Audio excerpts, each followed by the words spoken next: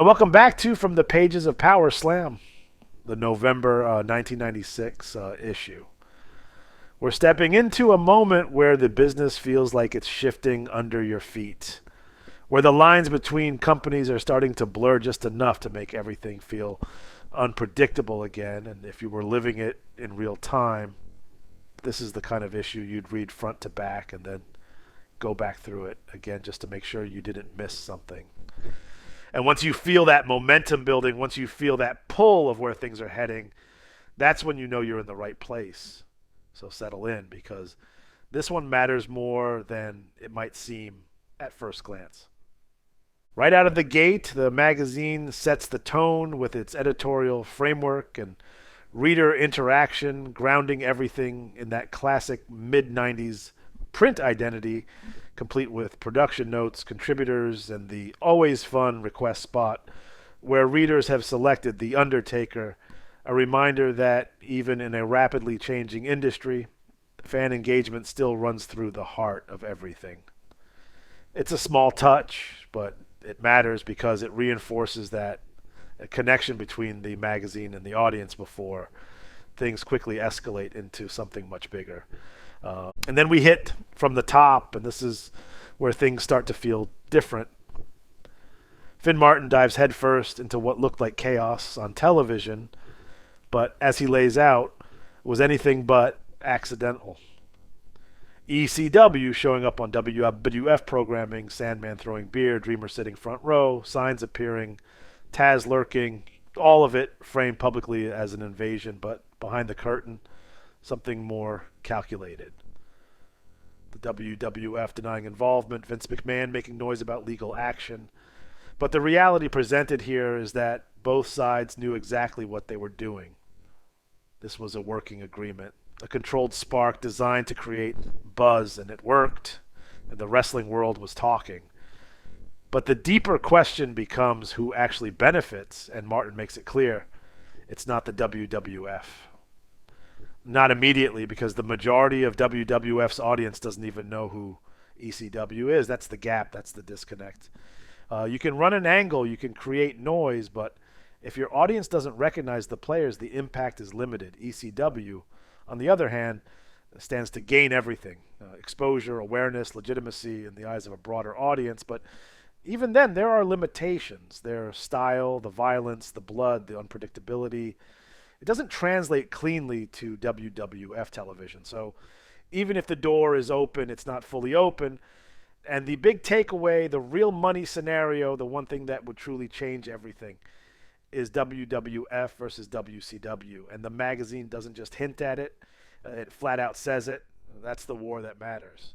From there, the issue explodes into what's going down, and this is where you really feel the pulse of the industry.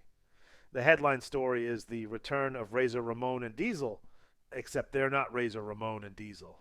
Rick Bogner and Glenn Jacobs step into those roles, and the reaction is exactly what you'd expect. Confusion at first, then realization, then rejection. Fans aren't buying it. They know what they're looking at. And once that illusion breaks, it doesn't come back. Jim Ross plays his role in the angle, turning heel, becoming part of the story.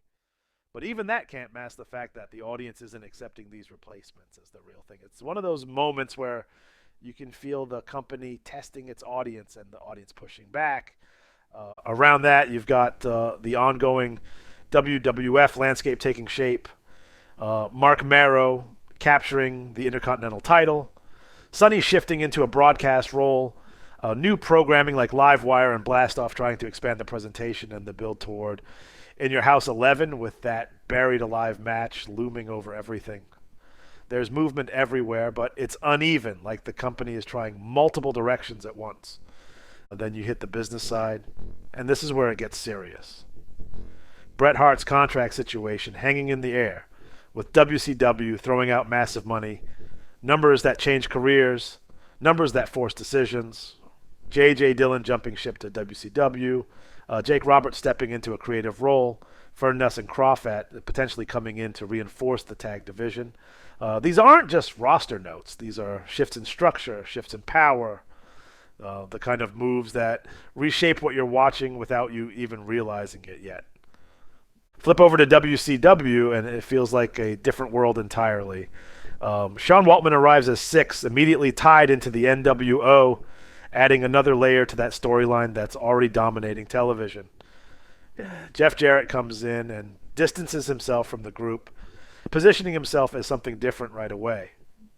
The Public Enemy grab the tag titles, lose them just as quickly, and Ric Flair goes down with an injury that takes him out of action, forcing changes at the top. And through all of it, Nitro keeps winning the ratings battle. That's the quiet thread running underneath everything. WCW isn't just competing, they're winning. The global picture fills in with ECW results, massive crowds in Japan, cross promotional tournaments, and a sense that wrestling isn't just one thing anymore. It's multiple ecosystems overlapping, influencing each other, sometimes colliding, sometimes just circling.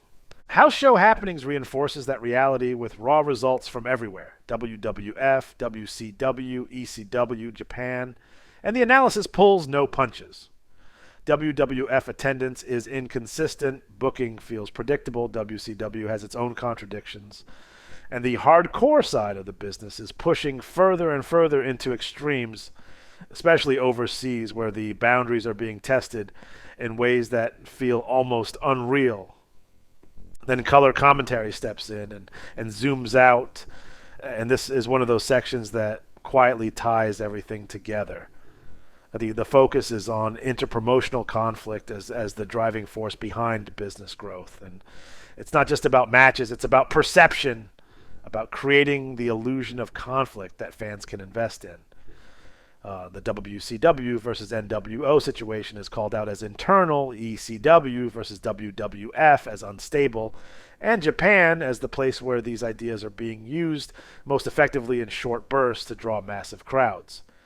And then there's All Japan, a company built on consistency, now facing stagnation. You know, the same matchups, the same structure, starting to wear thin.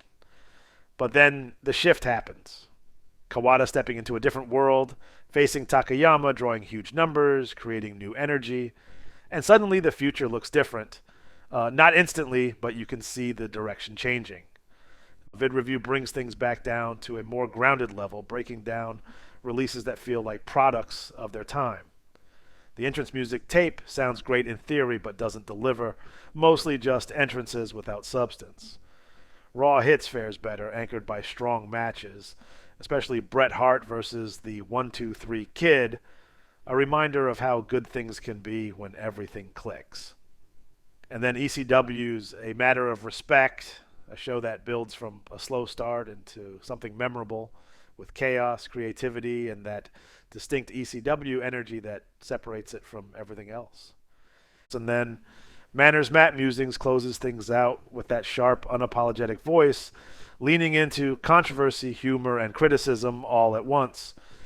It's over the top, it's meant to provoke, and buried in it are real takes on mind games, on Michaels and Mankind, on the Pillman and Austin segments, all delivered with that edge that either pulls you in or pushes you away, depending on how you read it. And when you step back from the whole issue, what really stands out is the feeling that everything is in motion. Nothing feels settled. Companies are experimenting, talent is moving, ideas are colliding, and the future isn't clear yet, but you can feel it coming. You know, this isn't the peak, it's the build toward it. If you felt that shift, if this issue pulled you back into that moment where everything was starting to change, that's exactly what this series is about. And if you want more of it, you already know what to do. Save this, come back to it, and stay with me as we keep moving forward through these pages. See you next time. Farewell from the Empire State.